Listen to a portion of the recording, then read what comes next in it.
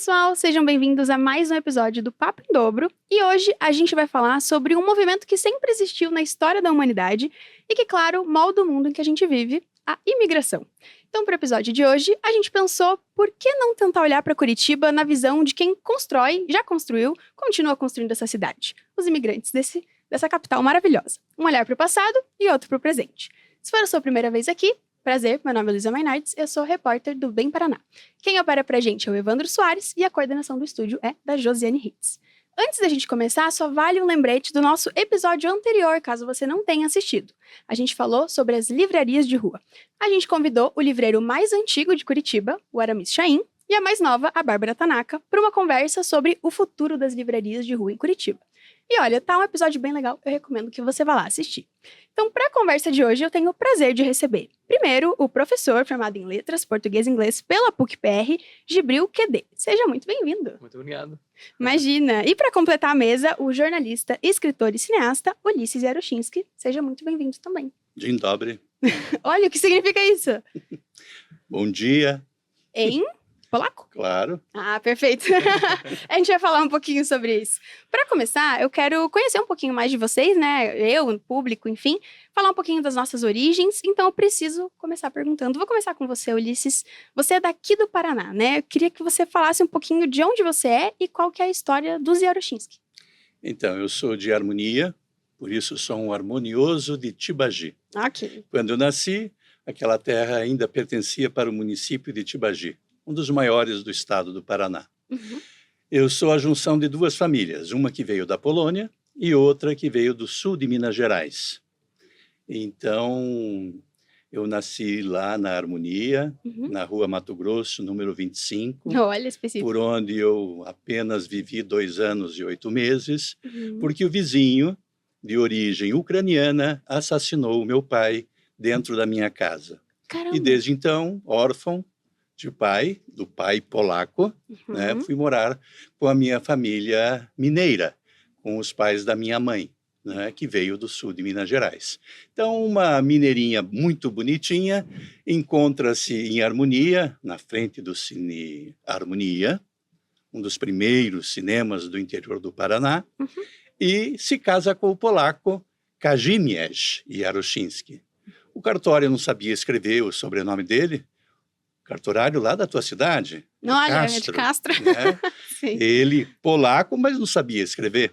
E ele colocou Casemiro, quando todo mundo, em todos os cartórios, traduzem para Casimiro. Não é? Então, Casimiro é o nome de um grande rei da Polônia, Sim. e que expandiu o território da Polônia, que foi do Mar Báltico ao Mar Negro. E o meu avô, o pai dele, Bolesław. Este ano, 2025, estamos comemorando 1000 anos da coroação de Bolesław I, o Boleslau I. Caramba! Nossa, muita história em poucos minutos. Eu fiquei curiosa para saber, né? Porque grande parte da sua carreira como jornalista, como cineasta, é na cultura polonesa, estudando essa cultura, estudando esse povo. Você acredita que esse interesse veio justamente para você entender um pouco mais sobre a sua família? Então, quando eu trabalhei aqui no Jornal do Estado, hoje Bem Paraná, fui contratado pelo Reinaldo Jardim, que criou o jornal. 3 semanas após o jornal ir para as bancas, né? A época era as enchentes de Blumenau, em 83, e eu vim trabalhar na revisão. Pensava eu que eu ia trabalhar na revista Visão, que era muito próxima aqui, a sucursal, mas o Jardim me pegou pelo pulso e me levou até o fundo, do outro lado aqui do estúdio, na revisão, e aí eu trabalhei aqui até 1991. Fui o editor do Caderno de Cultura, criado pelo Reinaldo Jardim, chamado Espaço 2. E foi aí que comecei a me interessar pela história da Polônia. Fiz uma série capa, naquela época eu era o responsável como editor pela capa do Espaço Cultural, do Espaço 2, que era o único jornal cultural de Curitiba na época. Caramba! O que concorria era um semanal aos domingos, o Almanac, do jornal O Estado do Paraná. Então, eu tinha que trabalhar muito, né, para cobrir 8 páginas do caderno de cultura. E fiz uma série de página inteira chamada Polonês, um povo sofrido. Ah, sim, foi ali que começou. Aí Essa que eu sementinha foi plantada. Que comecei a pesquisar sobre a terra dos meus ancestrais. Até então, para mim, polaco e polonês eram sinônimos. Hoje é uma questão de honra defender a palavra polaco, porque polonês é preconceituoso. Ah, é? E normalmente as pessoas assumem o contrário, é isso? Isto. Olha, e qual foi esse processo para você descobrir que, na verdade, não era o que se imaginava? Então, os imigrantes polacos chegaram aqui, a primeira leva, vou dizer o seguinte aqui, deixa eu contar uma historinha do que aconteceu quando eu estava no curso de idioma e cultura lá na Universidade Jagielloński, em Cracóvia. Com 3 semanas de curso de idioma, só estudantes estrangeiros, Pani Kinga, Kinga não tem nada a ver com Queen, Sim. né, de inglês, Kinga é uma santa, né, de origem húngara, que se casou com o rei da Polônia. Pani Kinga, Kinga é Conegunda em português. Então a santa Conegunda casou-se com o rei da Polônia, né? E essa professora que eu tinha lá, a principal de um grupo de 12 professores, era a senhora Conegunda, ou Pani Kinga. Com 3 semanas, ela chegou no grupo e disse assim: Proszę Państwo, co to znaczy Polak? Traduzindo. Só o Polak, né? Ah, Polak. E ninguém conseguiu responder. Passados 7 meses, ela repetiu: Proszę Państwo, co to znaczy Polak? Traduzindo: senhoras e senhores, o que significa polaco? E aí uma americana, colega, levantou a mão e disse: Polak jest osoba, że urodzi się w Polsce. E ela, nie, nie, nie, nie. Traduzindo: senhoras e senhores, o que significa polaco? A americana: polaco é a pessoa que nasce na Polônia. E a professora, Pani Kinga, nie, nie, nie, ou seja, não, não, não. Aí quem levantou a mão fui eu. Porque ela respondeu o quê? Polak jest do contra. Polaco é do contra. Ah, Então, desde aqui o Jornal do Estado, hoje bem Paraná, eles me consideravam o polaco do contra, né? É uma história divertida, traz uma identidade, né? Curioso, né? Legal. E para entender um pouquinho sobre a sua história, Gibril, é um pouquinho diferente, mas também tem esse mix, né? Tem. Sua mãe é brasileira e o seu pai é sírio, é isso? Isso. Então, vamos lá. Eu nasci na Síria, eu vim para cá com 18 anos. Como você falou, meu pai é sírio, damasceno, de Damasco. Minha mãe, ela é brasileira, mas de pais sírios. Então, os pais dela que migraram também para o Rio de Janeiro, na verdade, em 1960, se não estou enganado. E daí tiveram 4 filhos. Uma delas, um deles é minha mãe, né? Minha mãe ficou 18 anos no Brasil e depois, pela decisão da minha avó, ela foi para a Síria e ficou 40 anos lá. E casou com meu pai, daí teve só eu, no caso. E eu, na minha vez, com 18 anos, vim para cá. Foi uma troca idêntica, eu diria, como Sim. minha mãe, assim. Verdade. De jornada. E, assim, minha situação é bem comum no Brasil, né? De ter essa mistura, né? Árabe especificamente, né? E sírio, com brasileira, né? Já na Síria não é tão comum. E, curiosamente, olha o português aparecendo agora. Meu pai também é de uma mistura que não é muito comum. Eu diria até não é nem um pouco comum na Síria. Porque a mãe dele é armênia, que nasceu no Líbano, e o pai dele que é sírio, que é de Damasco, né? E isso não é muito comum ainda por ser de religiões diferentes. Minha avó era cristã, meu avô era muçulmano. Então, não era muito comum ter essa mistura. E desde sempre, assim, me sentia fora do contexto, né? Porque minha mãe sempre falava em português comigo, eu só não falava, mas eu entendia muito bem. Até porque quando eu vim para cá, eu vim com o intuito de estudar o português e finalizar meus estudos. Aí, quando eu fui no CELIM, que é o Centro de Línguas da Sim. Federal, Uhum. a minha mãe falou para eu começar do zero. Só que a coordenadora, por alguma razão, ela apareceu lá enquanto que eu estava fazendo minha inscrição e ela perguntou para minha mãe, ele não sabe nada, não fala nada. Ela falou, ele entende pouco, mas eu acho que seria bom para ele pegar já desde o início. A professora, eu acho que meio que ignorou isso e ela fez 3 perguntas para mim. Ela me perguntou, qual é o seu nome? Quantos anos você tem? Uhum. E onde você nasceu? De onde você é, né? Eu acho que era assim a pergunta. E eu respondi uma pergunta, eu respondi uma palavra para cada pergunta. Uhum. Então, a professora falou, ele entende, ele tá me respondendo mesmo objetivamente, né? Sim. Então, começar no zero não seria bom para ele, não vai ajudar.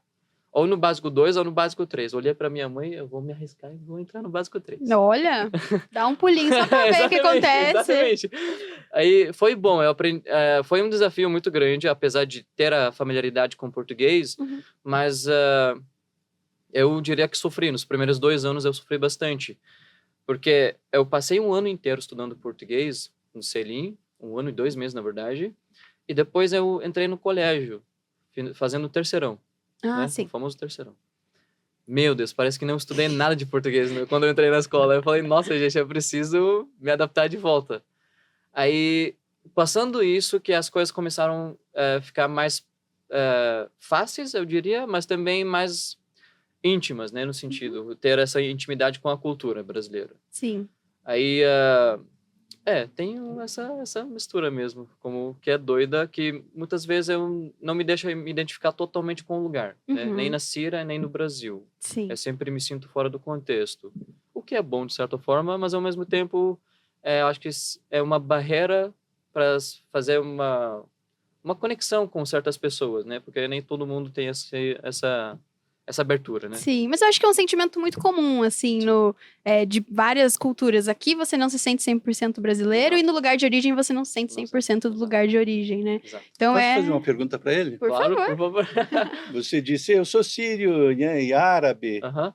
Pelo que eu sei da história da Síria, vocês falavam aramaico, não é? Antigamente, sim. Até hoje Então, tem muita foram gente que fala. invasões que transformaram Com certeza. vocês em árabes. Com Vocês certeza. não têm nada de árabe, Com certeza. né? Como nós aqui, os índios brasileiros, foram colonizados pelos portugueses, ou seja, nós falamos português Sim. e não tupi ou guarani, Exato. né? E eu, que preservo muito essa questão da origem, quando eu ouço um sírio dizer, mas a gente é árabe, daí eu fico triste. Sim, sim, sim. Não sabia dessa parte da história. Até porque muita gente, quando fala você é árabe, a gente faz questão de, às vezes, falar que somos sírios. Porque os árabes, quando você fala de um árabe, é muito vasto. Sim. É muito mais vasto que o brasileiro, eu diria, né? Porque, apesar do tamanho do Brasil. Sim. Árabe, você pode ser egípcio, pode ser líbio, pode ser marroquino, enfim, argelino. Sim. É uma mistura de culturas em cada país, é bem diferente da outra. O mais parecido com a gente é o Líbano, né? Porque até Líbano, Síria, Palestina e Jordânia era um país, era a Síria antigamente. Sim. Aí, realmente, como você falou, mas eu acho que eu sou árabe também, porque meu pai sempre falava que a nossa origem vem do Iêmen, que é da ilha. Exatamente. Daí é a Arábia Saudita. Isso, exatamente, é da ilha. A nossa origem, né? Que é muito tempo atrás. A nossa família está bem enraizada em Damasco. Porque sírio também é semita, né? Isso, exatamente, com certeza. Aí, e muita gente não sabe que tem essa mistura na Síria, na verdade, né? Ou essa diferença. Exatamente. Que legal. E te perguntar, né? Quando você chegou, você tinha 18 anos. Isso. Hoje você tem quantos? Vou fazer 28 esse ano. Vai fazer 10 anos, então, que Exato. você está no Em Brasil. dezembro, exatamente. Dia 1º de dezembro eu faço 10 anos. Que legal! Eu queria te perguntar primeiro, como que foi essa decisão? Se foi uma decisão em família de vir para cá? E quais foram suas primeiras impressões, assim, dos brasileiros? Porque a sua referência era a sua mãe, talvez essa parte da família, mas como que foi para você? Quais eram as suas expectativas, assim? Então, foi uma decisão minha, inicialmente, porque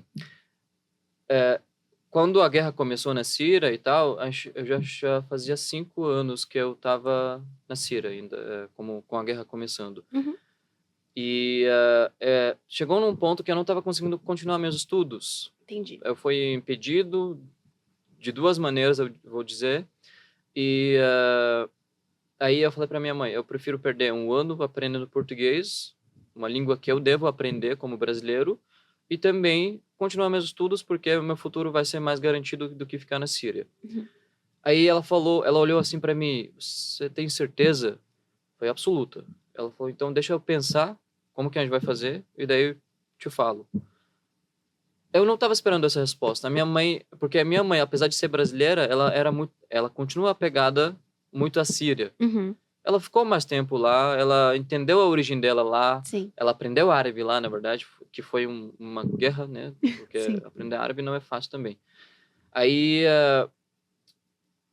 eu fiquei animado, nossa, ela não recusou a ideia. Não foi tão Que bom. resistente. Exato. Daí, acho que 2 meses depois, ela me falou, final do ano a gente vai. Final do ano a gente vai e eu vou com vocês, nós 3, que eu e meu pai e minha mãe, e vou fazer a sua documentação, vou ficar 2 meses com você lá, fazer a tua documentação brasileira, ver onde posso te cadastrar, né, para fazer português, e ver a questão da escola depois. Uhum. Aí a minha mãe não conseguiu, a gente passou por tudo isso, na verdade, antes também de vir, meu pai decidiu ficar também comigo, mais tempo. Sim. Aí, quando a gente chegou, a gente fez a documentação e tal, mas a gente não esperava que o país ia ficar tão parado, porque é época de final do ano, Natal e final do ano.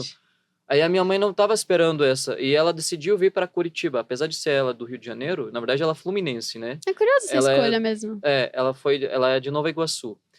E ela falou para vir para Curitiba porque ela conheceu Curitiba 40 anos atrás. E ela tinha uma imagem... Ela se apaixonou pela Curitiba. Então ela falou, você vai para Curitiba por questão de custo de vida, segurança, vai ser bem melhor. E eu tenho família no Rio de Janeiro. Eu tenho tios no Rio de Janeiro.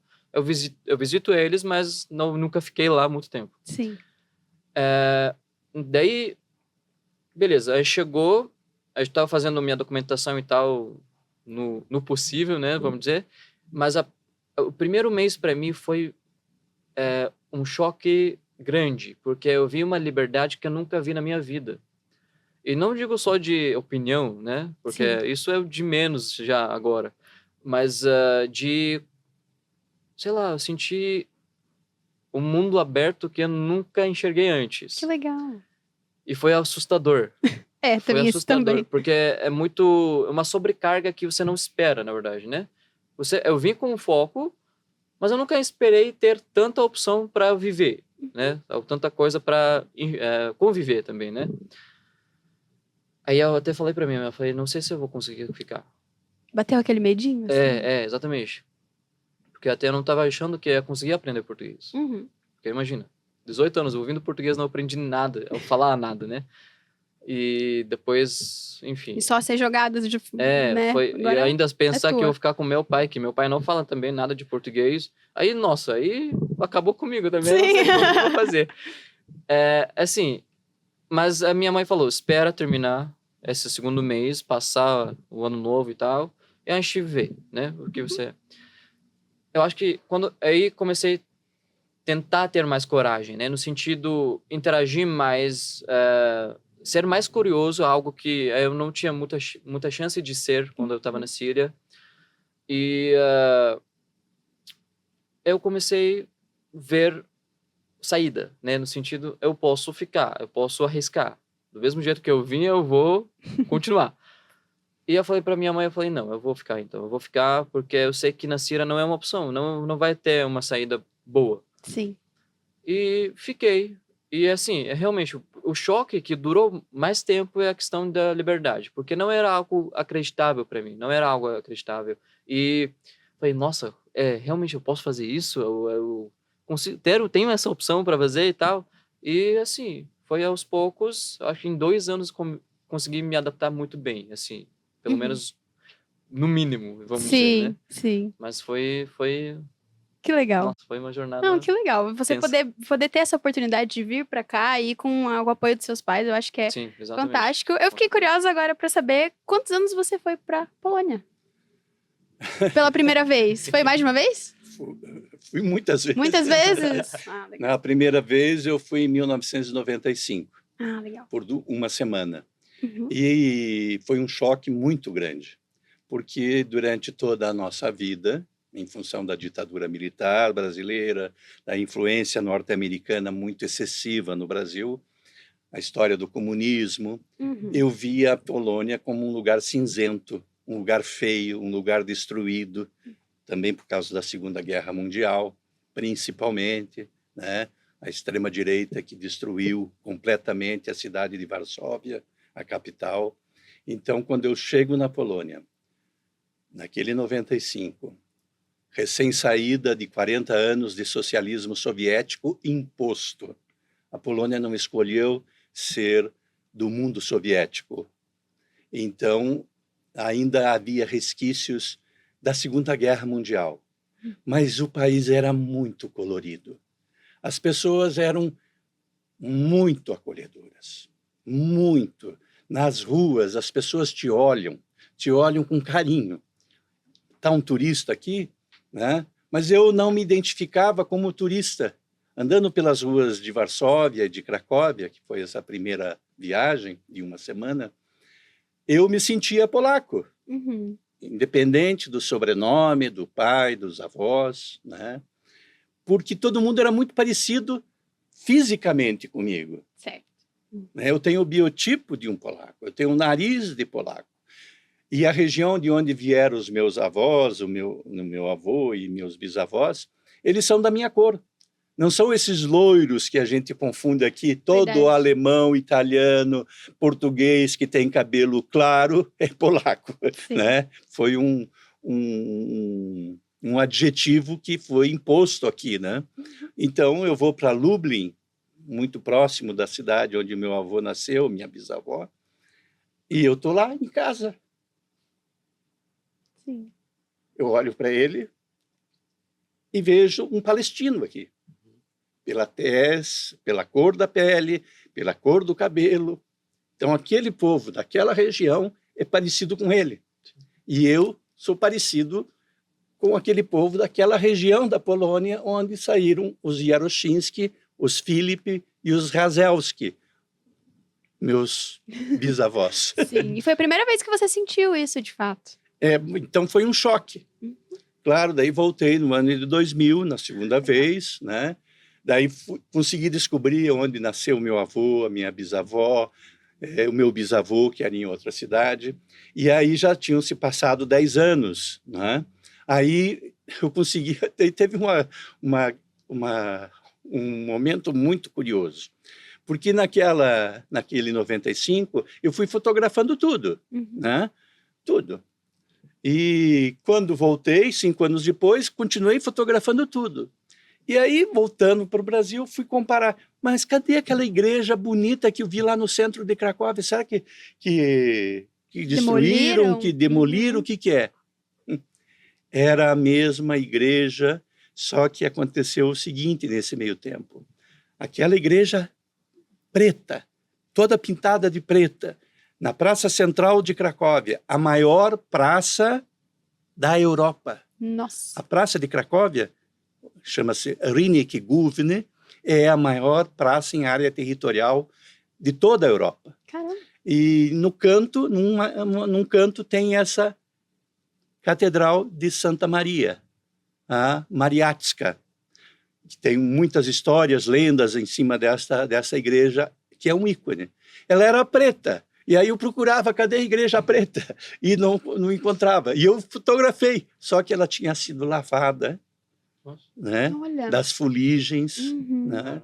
A região do sul da Polônia, a região de Cracóvia, não existe hidrelétrica na Polônia. Não existe usina nuclear na Polônia. Toda a energia na Polônia é do carvão. As termoelétricas, né? As usinas termoelétricas é que fornecem toda a energia da Polônia. E isso causa muita poluição. Sim. Então, durante o período socialista soviético, eles não se importavam muito com a aparência das coisas. Eu acho, Sim. né? Eu senti isso, a minha impressão. Mas daí, com o desenvolvimento e tal, né, apoio muito da União Europeia, dos países vizinhos, foi se lavando as paredes, né? E eu lembro que depois, num período posterior, o centro de Cracóvia, né, a cidade medieval entre muros, é a mais preservada de toda a Europa. Cracóvia é mais bonita que Paris, é mais bonita que Estocolmo, que Londres, que Veneza. É linda Cracóvia. Em polaco, Kraków. E então esse capitalismo, as indústrias de tinta e tal, começaram a pintar todos aqueles palacetes em troca de, naquele período que eles estavam recuperando, colocar banners imensos com a propaganda deles, né? Então, ali naquela praça central, todos aqueles palácios, aqueles palacetes em volta de 3, 4 andares, que eu tinha encontrado em 95, tudo preto, agora estavam todos coloridos. E a igreja estava de que cor? Do cor do tijolo, que é feita de tijolo, então ela era vermelhinha, né? Legal, bem legal. E com as cúpulas de cobre, né? Aquele envelhecimento do cobre que fica meio verde, meio azul, né? Ou seja, tudo muito bonito. E aí, definitivamente, fiquei na Polônia, né? Fiz 2 anos do curso de idioma e cultura. Legal. Fiz 2 anos de mestrado em cultura internacional e 4 anos de doutorado em história, com foco na imigração polaca para o Brasil. Perfeito, é exatamente sobre esse ponto que eu queria trazer, justamente para você falar um pouquinho sobre esse teu trabalho, essa tua pesquisa, porque eu fico muito curiosa para saber sobre essa imigração polaca aqui em Curitiba, aqui no Paraná. Qual que foi o papel dessa comunidade? Qual que ainda é o papel dessa comunidade hoje aqui? Enfim, eu sei que você trouxe os seus livros, por favor, mostra, porque é o trabalho de uma vida. Ó, exatamente. Este é o primeiro livro, Saga dos Polacos. Eu não sabia nada da minha ancestralidade polaca. Então, fui no consulado procurar, ele só me deu material em língua polaca. E teve que fazer o quê? Aquela série de 9 páginas do Caderno de Cultura, do Espaço 2, do Jornal do Estado, foi um tormento, porque eu só tinha ilustração e tinha pouco de texto, e eu queria saber. Sim. Então, tudo aquilo, aquelas pesquisas naquele período, se transformou nesse livro. E foi graças a ele que eu recebi uma bolsa do governo da Polônia, ou seja, do Ministério da Educação da Polônia, para ir fazer os meus estudos lá. Né? E, então, esse aqui é um guia, tem um pouco de tudo. Tem mapa, tem culinária, tem muitas receitas, né? Muito conhecidas aqui em Curitiba, pirogue, bigos, né? Charlotka.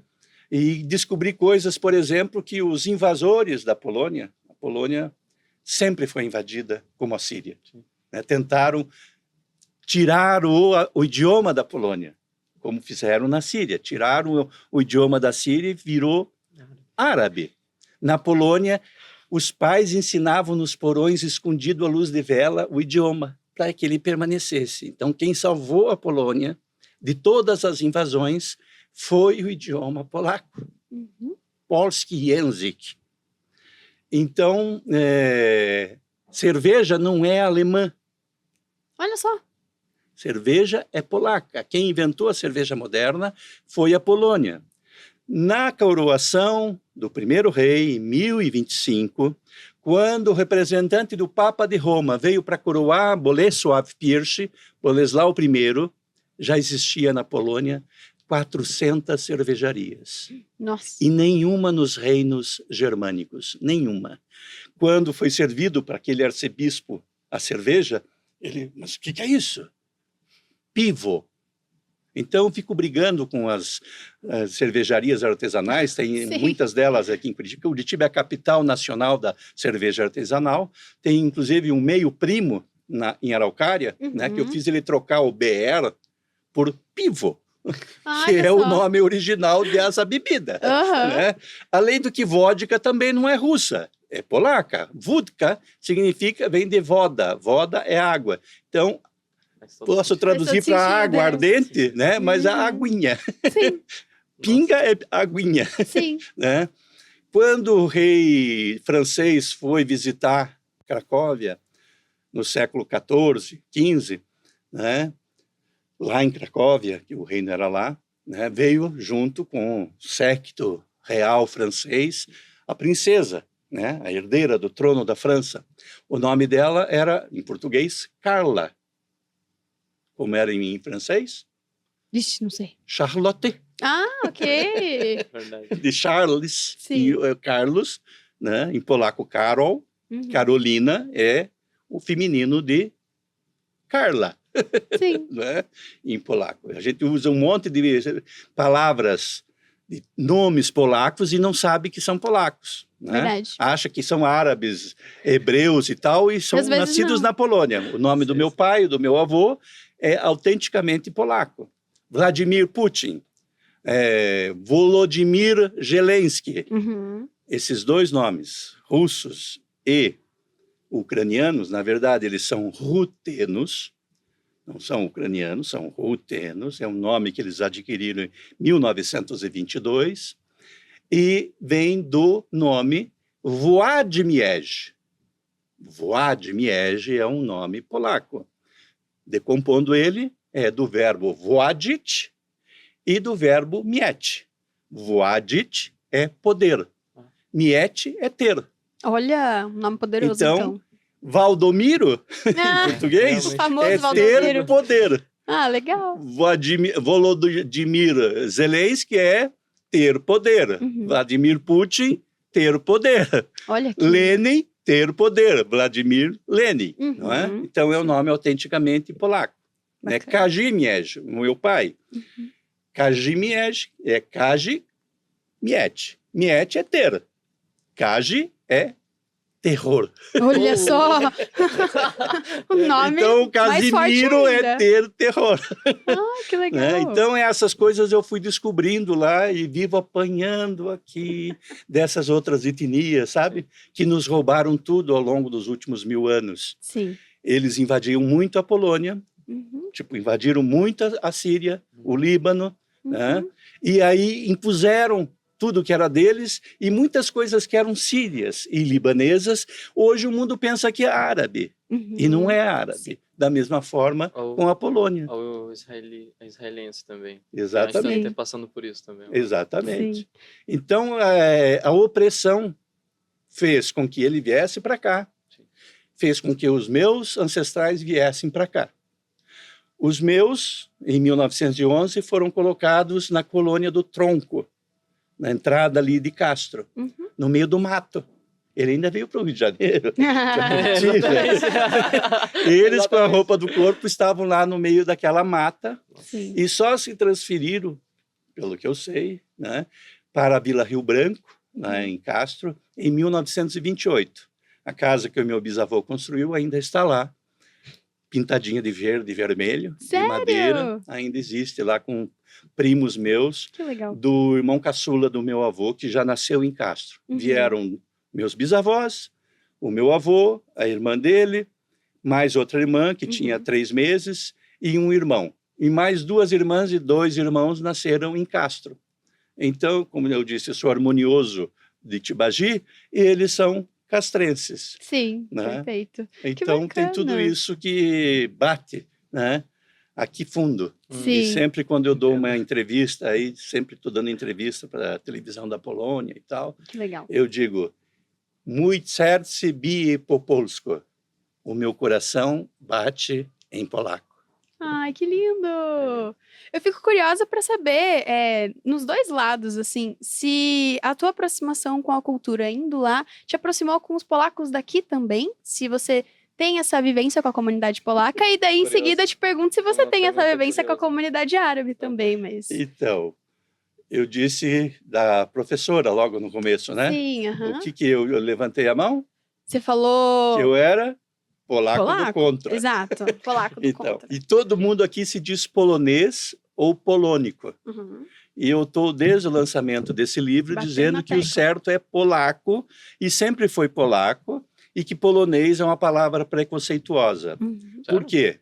Foi criada em 1927, aqui em Curitiba, porque aqueles filhos dos primeiros imigrantes que moravam lá na Barreirinha, lá na Santa Cândida, nesses bairros em volta de Curitiba, que eram, entre aspas, caipiras, que não sabiam falar português, né? Que falavam tudo errado. Então, esses filhos e netos que ascenderam à Universidade do Paraná, que na época ainda era a Universidade do Paraná, não era federal, tinham vergonha dos pais e dos avós caipiras. Então, eles já eram da elite, então inventaram um anglicismo, né? Um francesismo, porque lembre-se de Chopin. Chopin, cujo pai era francês, mas cujos avós, os pais desse pai dele eram polacos também, e a mãe dele também era polaca, né? E ele fez sucesso estando em Paris, né? Então, Chopin, né, é o Frederic, que é em polaco, né? Chopin, né? Nasceu a 30 quilômetros de Varsóvia. Outra pessoa que é mundialmente conhecida, e você como mulher tem que render graças a ela, porque é ela que abriu os caminhos para todas as mulheres.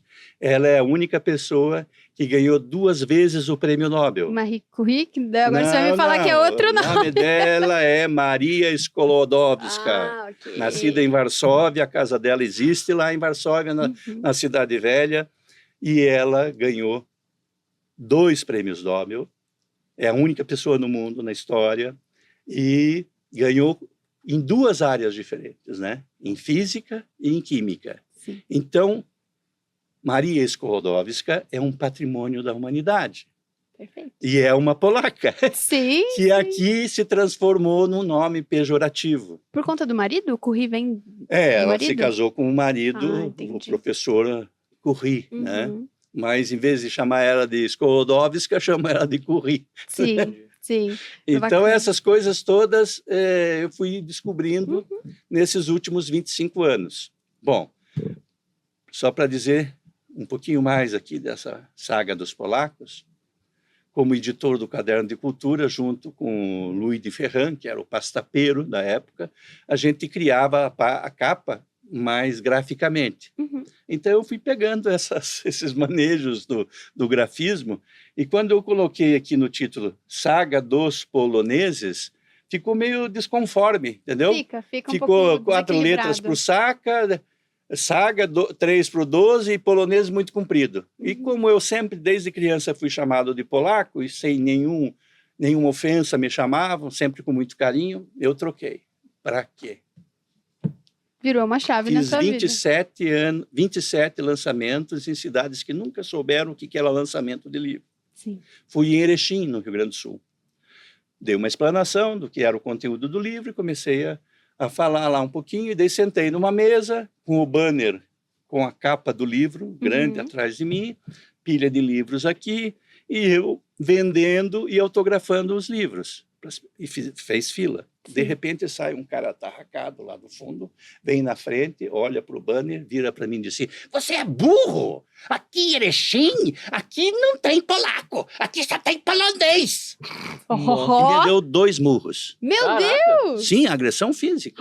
Peguei a pilha de livros, outro que estava pacote embaixo da mesa e saiu fugido. Passado algum tempo, fui convidado pelo cônsul-geral da Polônia em São Paulo para lançar o livro lá na Sociedade 44, que hoje chama Sociedade Polonesa. E uma cidade muito próxima de São Paulo, a região metropolitana, Ribeirão Pires, é uma comunidade muito forte de imigrantes polacos. Tem grupo folclórico, tem coral.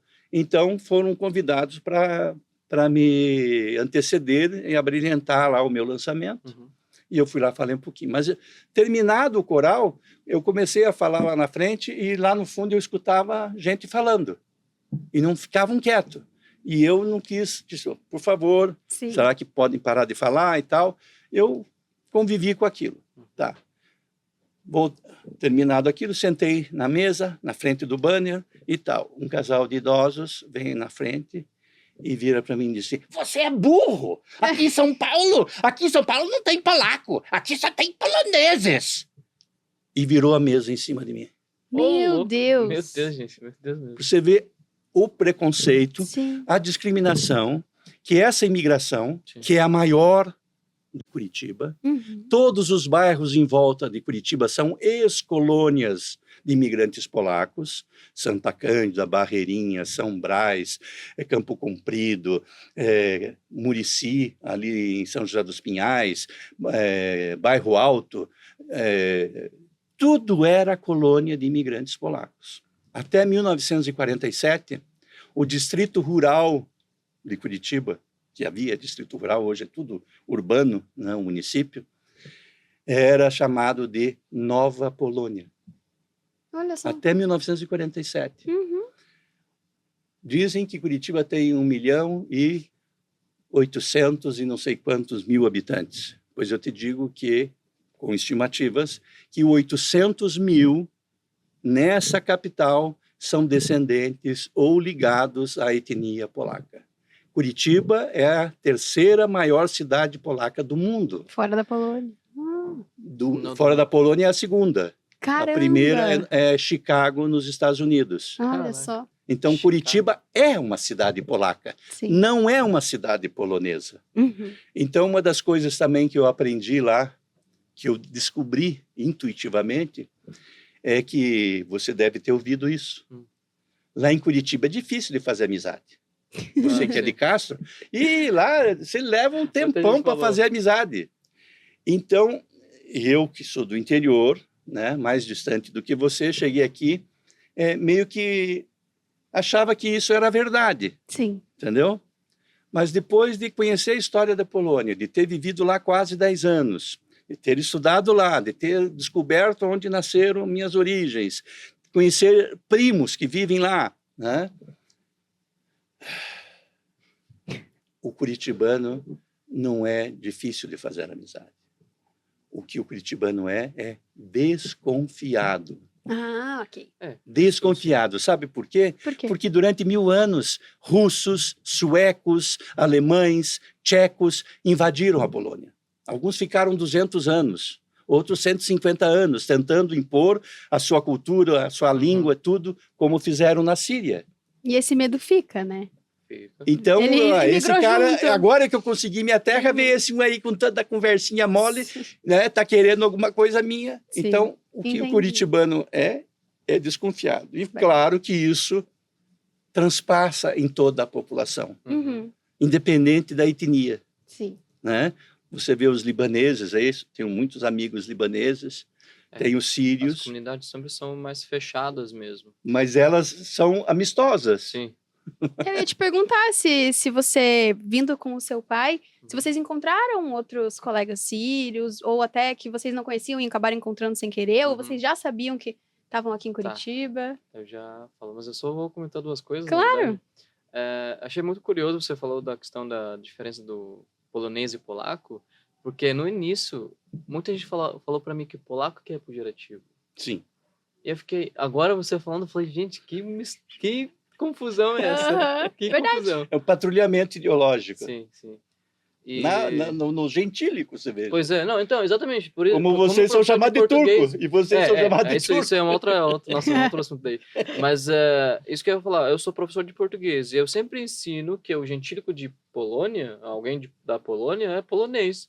Mas agora você falando, eu falei, nossa, eu já tô falando errado para as pessoas. Então, até 1927, era polaco. Entendi. A partir disso, com esse movimento elitista, em 41 nós tivemos a reforma da gramática portuguesa, Academia Brasileira de Letras, e a palavra polaco foi retirada dos dicionários e colocada polonês. E aí, a partir de então, começou um patrulhamento dizendo que era palavrão, polaco sem bandeira, polaco burro, polaco preto do avesso. Todas essas discriminações a etnia sofreu aqui em Curitiba, principalmente em Curitiba. Entendi. Nossa, que doido. Aí a outra questão também achei, você fala do curitibano. Realmente, muita gente falou que o curitibano é muito frio, não faz amizade, é muito fechado. Eu, pessoalmente, não achei. Eu tive uma experiência muito boa com curitibanos, até no início, quando eu cheguei. Uma família curitibana me acolheu, me ajudou muito, e eu sempre sou grato. Eu até Até hoje falo com eles, eu encontro eles só para mostrar esse apreciamento, né? Porque é algo que eu não estava esperando também. Apesar de, continuando agora respondendo sua pergunta, a gente conhecia muitos árabes aqui. A minha mãe trabalhou na Embaixada do Brasil na Síria por 30 anos. Caramba! E aí, todos os árabes, todos os sírios que vieram para cá passaram por ela em algum momento. E aí, a gente conhecia muitos mesmo aqui. Mas mesmo assim, eu não estava muito próximo. Eu não estava muito próximo à comunidade. Eu não quis também me aproximar tanto, porque é uma comunidade muito fechada e não parece que saiu da Síria. Ah, é? Para mim, pelo menos. A minha impressão foi essa. Sim. Eu me senti... Tudo que eu tinha de fechado na Síria estava nessa comunidade. Parecia que você tinha andado meio mundo e voltado. Exatamente. Eu lugar. fiquei, eu não quero isso. Eu não vim para cá para isso. Quando minha mãe estava aqui, a gente encontrava alguns, conversava. Eu encontro com um ou outro, conheço muita gente, muitos sírios mesmo, mas eu não quero manter contato, mas também não quero ter essa mistura muito. Eu não quero ter... Essa limitação. Exatamente, é bem essa palavra. É como, não quero me limitar a isso. Perfeito. Aí eu meio que me afastei. E isso eu comecei a entender melhor, vamos dizer, que quando eu fui para a Síria de novo, eu fui 2 vezes para a Síria durante minha estadia aqui, para visitar minha mãe na primeira vez, meus pais na segunda vez, porque eu acabei ficando uns 3, 4 anos sozinho aqui no Brasil. E cada vez que eu fui, eu tive um choque maior que antes, até maior que quando eu cheguei no Brasil. Eu falei para minha mãe, a Síria para mim tá bem diferente, eu não tô conseguindo me adaptar. O povo, o moral que a gente não tem mais hoje. Eu achei muito, muito triste isso. A gente teve uma diferença de classes que eu nunca tinha visto na Síria, porque quando eu vim para cá eu vi essa diferença direto. Era algo mais visível. Na Síria a gente não tinha essa diferença. Mas com a guerra e com né? Enfim, nosso processo foi tenso. Foi uma diferença que eu não aceitei, eu não quis aceitar que isso realmente está acontecendo. E na segunda vez eu vi, como não é só questão de moral daí, é uma questão de empatia. A gente perdeu a empatia, a gente perdeu totalmente, assim, para mim pelo menos, e ninguém mais confia em outro. Imagina, a gente era um povo que a gente deixa a pessoa confiar na gente e a gente cria uma confiança no outro. Sim. A gente não tem mais isso. Eu não sinto que a gente tem mais isso. E isso meio que me quebrou. Eu falei pra minha mãe, eu não acho que eu voltaria pra Síria, mas nunca, assim, se continuar desse jeito. E agora, mesmo com a caída do presidente, apesar de for um pouco fora do assunto, revelou muita coisa do povo que segurou um rancor, de certa forma, e uma insegurança que eu não convivi quando eu estava na Síria. Sim. E isso mostrou quanto que eu era diferente mesmo nascido lá e mesmo que convivido lá. Sim. Porque o meu ambiente doméstico, assim, vamos dizer, ele não refletia a sociedade. E eu tenho um amigo que me falou isso, que chamou minha atenção para isso. Eu falei, você não sentiu porque você não teve nada disso. Você era muito jovem também. Mas essa questão, eu tô falando ele com não um viu amigo, a diferença, né? com um amigo que é da mesma minha geração, que ele sentia isso e eu entendi. não sentia. Aham. Porque eu nunca nem sabia, como eu sabia a diferença entre cristão e muçulmano, mas eu não sabia a diferença, por exemplo, entre vertentes dentro da mesma religião. Sim. Eu nunca Xiitas e sunitas. mas nunca mesmo eu tinha entendido isso, até que a guerra começou. Entendi. A guerra como revelou isso aos poucos, mas agora, recentemente, ficou muito mais... Em 10 anos mudou muita coisa. Nossa, eu fiquei... Sim.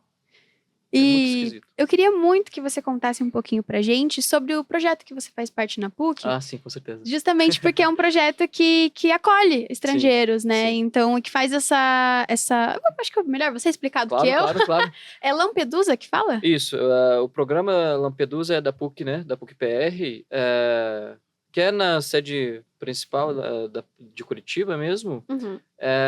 A gente tem vários projetos dentro do programa, mas um deles, que é onde eu atuo, no caso, é o português para imigrantes, né? A gente tem aulas cada terça e quarta, terça de manhã, quarta de noite. São 3 horas de aula, mais ou menos. E a gente recebe todos, sem exceção. E esse programa, na verdade, eu comecei a atuar nele desde que eu entrei na faculdade, como desde 2019. E ele foi crescendo bastante. A gente não recebia tanto aluno. Como a gente não chegou a receber, como no início era até 100 alunos, eu acho. Agora está passando de 300. Caramba! Aham. Então, a gente está tendo uma demanda grande. Realmente o programa cresceu até em questão de ter mais voluntários. E assim, a gente tenta sempre dar o melhor e como acolher, né? Essa é a mensagem. É acolher o migrante em todos os sentidos. Não só com a língua, mas também orientar eles com uma equipe de direito para Sim, orientar, saber o que fazer em juridicamente. questão de documentos e tudo Uhum. mais. Direitos humanos, a gente... Caritas está aparecendo mais lá, agora está mais Legal. presente com a gente. Então, eu convido todos, né, para não só conhecer, mas para quem precisar, a gente está lá para ajudar mesmo, apoiar. E para mim isso é muito importante, porque depois que saí do Selim, eu assisti aulas no PBMH, que era o que hoje está um pouco diferente, pelo que eu sei, mas na época era uma professora que dava aula para mim no Selim, que ela me chamou para participar nas aulas, para pré-vestibular, né? Porque eu Legal. estava, né, prestando mesmo. Sim. Aí eu me senti obrigado a recontribuir. Eu comecei lá, depois de ter sido um aluno, eu voltei lá como voluntário lá também. Fiquei um semestre, infelizmente não consegui continuar por causa da pandemia, né? E daí também comecei na PUC, no mesmo ano. No primeiro semestre foi na PUC, no segundo semestre foi na Federal. Aí não continuei, e como que o projeto mudou, eu voltei para a PUC. E assim, eu não consigo largar. Não é uma, como eu até pensei, eu falei, vou estar muito cheio de coisas para fazer, mas eu não consigo. Você sempre arranja um tempo. Porque eu sei, pelo menos eu tenho noção do que as pessoas estão passando, de dificuldades. Não em todos os sentidos, porque minha vinda foi muito mais fácil por ser brasileiro. Minha documentação foi muito, em questão de semanas já tenho todas as minhas documentações. Então, e nesse sentido, como é diferente, mas o processo em si da língua, de se adaptar à cultura, eu tenho noção, eu sempre tento. Gente, vocês têm eu como exemplo que vocês conseguem superar, porque se eu superei, com certeza vocês vão superar. Sim. Aí, sempre tento ter esse contato para E vocês ajudar. dividem as turmas por nível. Por nível. Ok. Temos básico 1, básico 2, intermediário e avançado e CELP-Brás. CELP-Brás seria o TOEFL do Brasil. E quais são as nacionalidades mais comuns, assim? Uma época a gente estava tendo muitos árabes. Eu digo árabes porque teve bastante de vários países, assim. Líbia, Tunísia, a gente teve até egípcios, poucos, sírios e libaneses. Libaneses pouco, mas sírios mais também.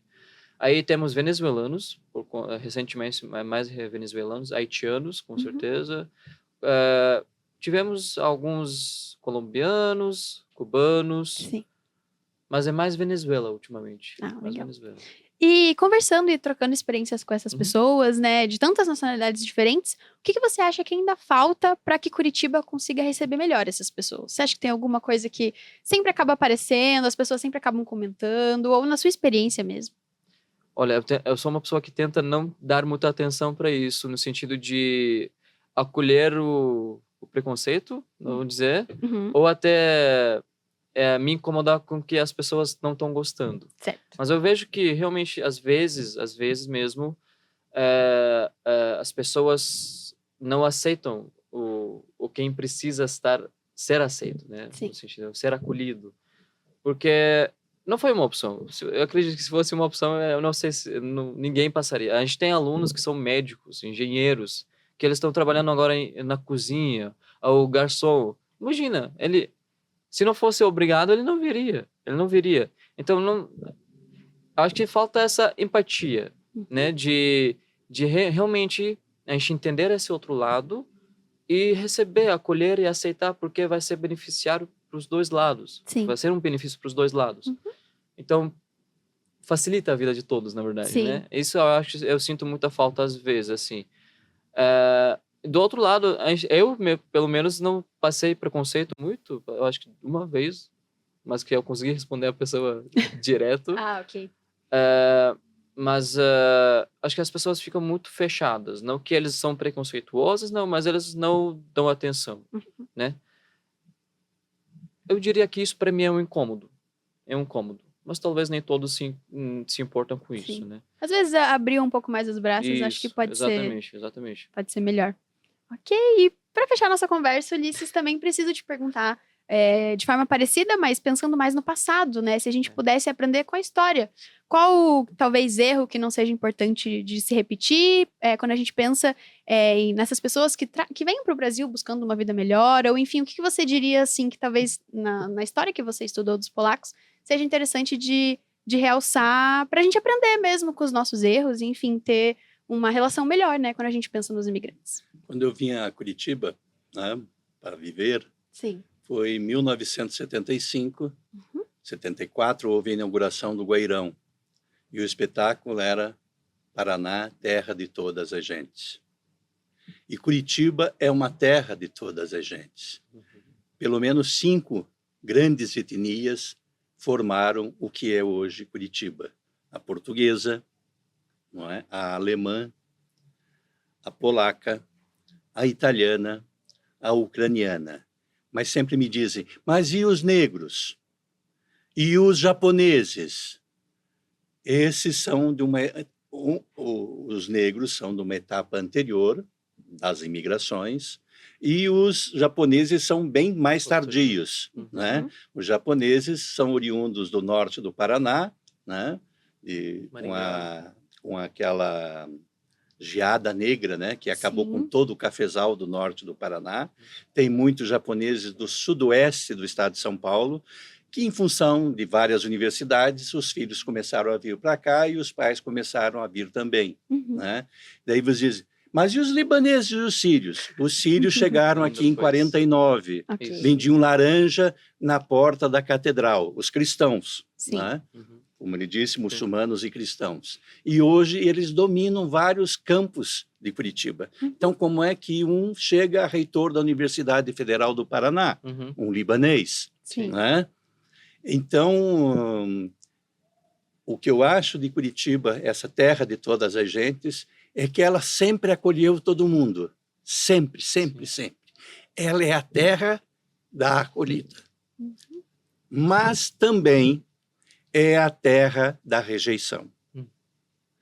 Rejeição do quê? Hoje nós temos vários problemas, né? Moradores de rua, que são de todo o país. Nossa. E você não vê entre esses imigrantes todos que ele citou, esses imigrantes que ele citou, que estão tendo aula, eles não estão na rua. De alguma forma, a sociedade e as autoridades da cidade, começa pela Universidade Católica, né, dando cursos.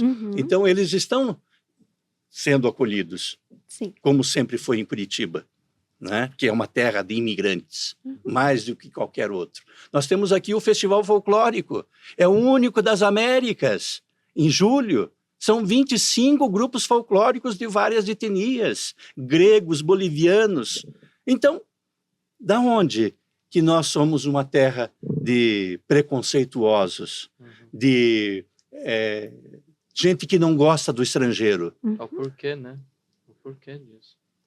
Então, há algo no ar, assim, que não me agrada, porque ela nunca foi assim. Nunca foi assim. E o Papa João Paulo II disse a poucos metros daqui, em 1980. Eu estava lá. Eu cheguei às 3 horas do sábado e fiquei em pé sem poder me sentar de tanta gente, porque ali da frente do Palácio Iguaçu até a Catedral, essa avenida inteira, tinha 1 milhão de pessoas. Nossa Senhora. E eu estava lá na frente, não podia sentar, me agachar, nada. E o Papa disse, Deus escolheu Curitiba para este dia, porque Deus aqui é o único lugar no mundo onde árabe se casa com judeu, polaco com alemão, E o Papa não estava mentindo. O que há de casamento entre libaneses, sírios, eu prefiro chamar eles de sírios, libaneses, e não de árabes, entendeu? Porque eles são... E eles também não são turcos. Sim. Eles são sírios e são Isso libaneses. A gente explica agora, rapidamente só. E aí, então, eles são nossa gente. Eles são nossa gente. E é por isso que eu tenho aí já 19 livros no currículo. Esse aqui, Polaco, a identidade cultural do imigrante, descendente de imigrantes da Polônia, polaco.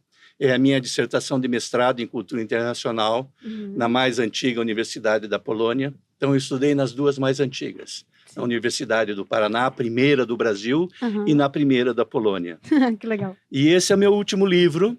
É uma Bíblia, 720 Tem uma páginas. Então, várias colônias com os nomes dos chefes de família que receberam os lotes coloniais com o nome e o sobrenome com a grafia correta.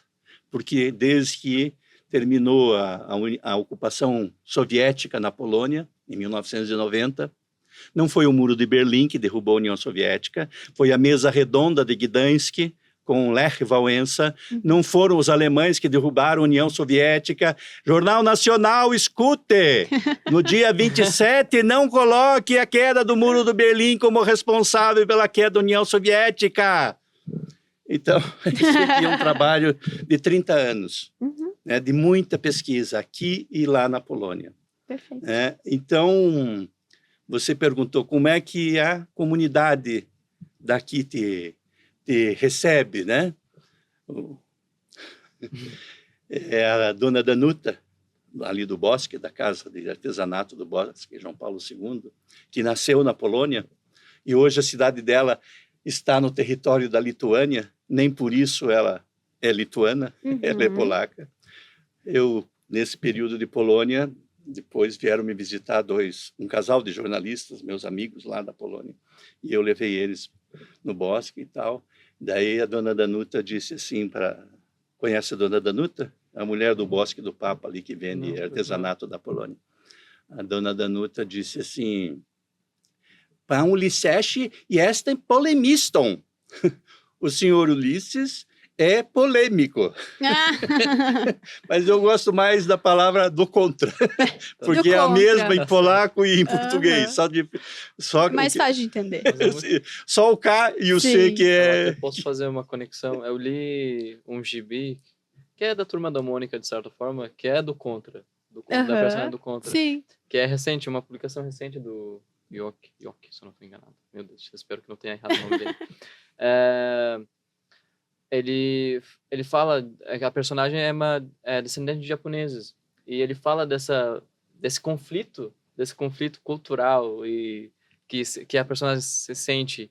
E ele fez um movimento que me emocionou muito, porque a escrita japonesa também é da direita, como a escrita árabe. Sempre escreve da direita à esquerda, até o livro, né? A chave de direita à esquerda. Aí ele fez um movimento que é virar o livro para continuar ele da direita à esquerda. Que legal. Eu me emocionei de uma como tão simples, né? Eu me emocionei de uma maneira que eu fiquei, caraca, eu não sei como, eu não pensaria nisso, mas Sim. Nossa. Tava e no assim, teu me identifiquei tanto. Estava no teu inconsciente. Exato, me identifiquei tanto que é do contra mesmo. Sim, é do contra sim. mesmo. Que legal, gente. Esse papo foi maravilhoso. Eu agradeço muito pela participação de vocês. A gente sempre fica torcendo para que dê certo, né? Essa dinâmica, porque são duas pessoas diferentes, mas vocês, nossa, voaram, assim. A gente fica muito feliz mesmo. Eu Obrigada. acho que eu sou muito parecido com ele. Eu também acho. Vocês parecem Eu muito sempre mesmo. sinto que no final do episódio a gente vê que as pessoas elas são muito mais parecidas do que a gente imagina. Posso terminar dizendo o seguinte, em polaco e em português. Mój serce polski wróciło. Serce, który mój dziadek przyniósł mi z daleka. Serce podeptane. Serce zdruzgotane. Serce poety. Do Paulo Leminski, nosso grande poeta polaco, que dizia: meu coração polaco voltou. Coração que meu avô trouxe de longe para mim. Um coração esmagado. Um coração pisoteado um coração de poeta. Gente, Com certeza. muito obrigada a você também que assistiu até aqui. Se vocês, enfim, o Papo em Dobro, a gente ainda vai ter mais alguns episódios nessa temporada. Se vocês quiserem sugerir outros assuntos, a gente fica muito feliz. Não esquece de gostar do vídeo, enfim, de dar uma curtida, de compartilhar com quem você acha que vai gostar. Eu te espero lá nas redes do Bem Paraná, @BemParaná, e eu te vejo numa próxima. Muito obrigada e muito obrigado mais uma vez Muito vocês, obrigado, meninos. que isso. Tchau, Mas eu tchau. digo,